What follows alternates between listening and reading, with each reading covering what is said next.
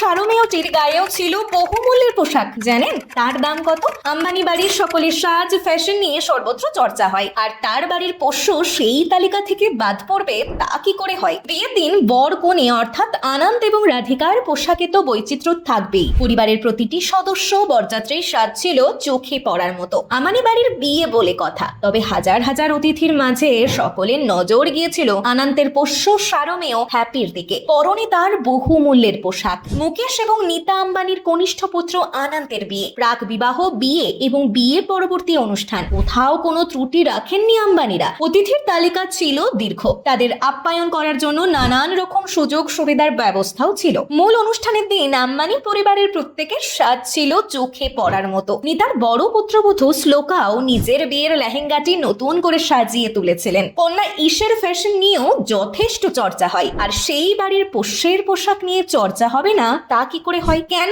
এত দাম সেই পোশাকের জানেন? দেখুন, সূত্র বলছে আনন্দের বিয়ের দিন তার পোষ্য গোল্ডেন রিট্রিভার জাতের সারমেয় হ্যাপির পরনে ছিল উজ্জ্বল লাল রঙের পোশাক, তার ওপর সোনালী রঙের নকশা, গোল্ড প্লেটিং বা সোনার জল করা। সেই পোশাকটির দাম কোটি টাকারও বেশি। ভিডিওটি